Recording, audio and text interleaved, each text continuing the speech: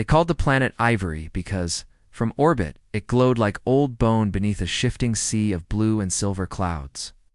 For as long as the galaxy had mapped stars, Ivory was a riddle no one could solve. Where others saw a warning, humans saw an invitation. So, when the Ivory anomaly started growing, swallowing a moon, distorting the region's gravity, and pulsing with signals that set entire starports on edge the accord, didn't T call their dreadnoughts or battle mines? They sent a message to Captain Miles Carter and the crew of the Dauntless. On the bridge, Sully grimaced. Reads like an old Earth storm, but every pattern's unique. I think it's alive, then. Let's say hello. Okay.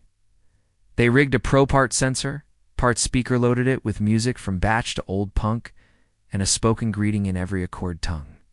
Nira added a story about the first humans to sail an unknown sea. Pax contributed a howl, low and wild. With a nudge from Kel, the probe launched, trailing a streamer of static. Where others heeded silence, humans pressed their ears closer.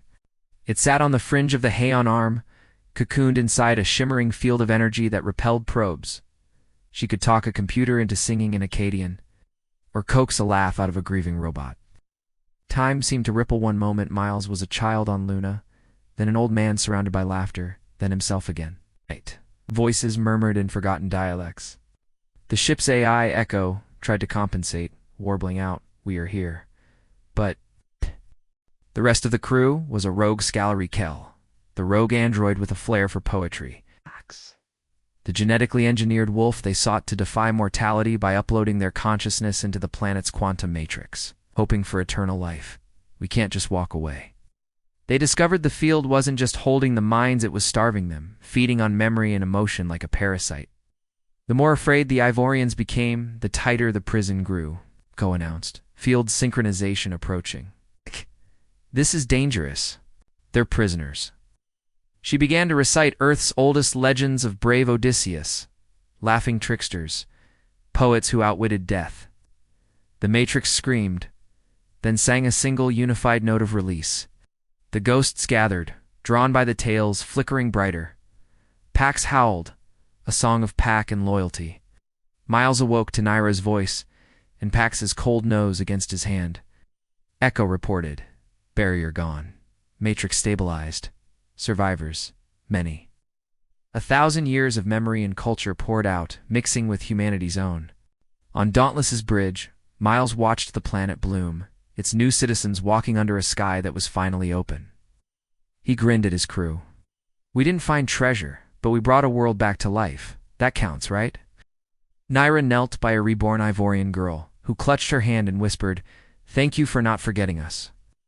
Kel improvised digital poetry in the old tongue of Ivory. Sully sent bursts of chaotic, unpredictable human data into the Matrix, a symphony of randomness.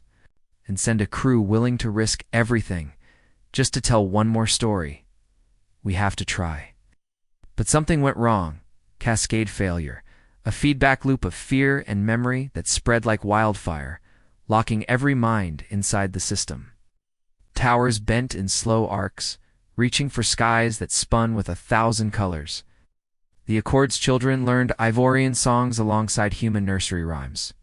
And if you listened closely on certain nights, you'd hear laughter and music echo across the stars, a reminder that as long as someone, somewhere, refused to let fear win, no one was truly lost. The ground below gleamed with shattered glass and bone-white stone. Accord's fleet, watching helplessly, pleaded for the Dauntless to withdraw. Miles ignored them. Came here for a reason. Ivory deserves a second chance. Here and there, statues and murals depicted tall, graceful beings, almost human, but with eyes like polished silver. Or run and leave them here forever. The crew voted to stay, loyal and gentle and less provoked. Sully, a sensor tech with a synthetic memory implant and a habit of betting her pay on impossible odds. And scrambled sensors, warping signals so that even the bravest salvage crews kept their distance. In the center stood a small, flickering figure, an Ivorian ghost, insubstantial but watching. Ivory's matrix began to respond, stabilizing into new frequencies. Suddenly, visions burst around them, Ivorian children running, artists painting stars, lovers holding hands under twin moons. The crew laughed and cried, swept up in a storm of hope and loss. Sully mapped a trail of these voices to the planet's heart, a vast chamber filled with data streams, holograms, and millions of glowing orbs. Each orb was a person, a mind, a story caught between life and nothingness. Naira knelt, speaking softly. "Come in peace.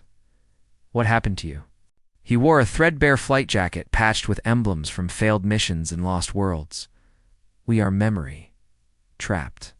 A chain unbroken, a song unfinished." His hair was shot with gray, and his smile was infectious, especially when talking his way out of a disaster. The Dauntless was his home, a ship built from scavenged hulls and hope, flown by those who had nowhere else to go. Legends grew. Some said it was haunted, others whispered of a curse left by the ancients. The barrier sometimes hummed with static, sometimes flickered with spectral shaped ships, unlucky enough to drift too close, were never seen again. But the galaxy had never known a species quite like humans.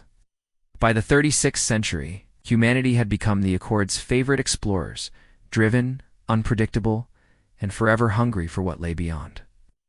Miles Carter was famous across 3 arms of the galaxy for surviving things no one else would attempt. First mate was Dr. Naira Zhang, a linguist and historian who dreamed in dead languages. As Dauntless slid into Ivory's orbit, the barrier's hum rattled the hull. Instruments flickered and died. Miles just grinned. At the barrier it shuddered, vanished hand. Left a ragged, pulsing tear, just wide enough for a ship. "Whatever's in there," Miles said, "wants us to come inside." The Dauntless plunged through. Gravity twisted. The crew's breath turned to fog in the air, even as sunlight spilled sideways through the viewports. The world inside the barrier was a kaleidoscope of impossible physics. Cities floated upside down above shining rivers. On their first landing, the crew found a garden, trees grown in spirals, flowers opening and closing in perfect time with a pulse in the air. The ghost's voice echoed, distorted and sad. As they pressed deeper, the Dauntless crew encountered more of these echoes, sometimes helpful, sometimes frightened, always yearning. Naira, weeping, whispered, "They're all still here. They never left, they just got stuck." In the silence, Echo-S sensors translated the patterns into visions. The Ivorians had once been masters of both science and art. Miles paced the chamber, restless. Kel and Sully worked night and day analyzing the matrix, cross-referencing Accord science with scraps of Ivorian code. The crew brainstormed. Naira remembered an old human saying, "Stories set us free." The heart chamber pulsed, energy climbing. Miles called a final vote. Stay and risk the ship. The Dauntless powered up its quantum engines, amplifying the stories, songs, and human chaos. But outside, the barrier raged. The energy surged, shaking the ship. The crew clung together, sharing their own stories aloud, refusing to let the ghosts be forgotten. The field collapsed. For an instant, every screen and in the system filled with faces of Ivorians and humans alike, miling, weeping, reaching out across time. The Dauntless tumbled into the sky, battered but alive. On Ivory's surface, new bodies took shape, some Ivorian, some hybrid, some purely digital, uploaded into the Accord's own networks. The Accord sent envoys, scientists, and historians to bear witness. Kel winked. "It's the most human thing in the universe." Years later, stories of the Ivory rescue would ripple through the stars. Refugees from other lost worlds found hope. So if you find an impossible mystery, a locked world, or a people left in silence, send a human.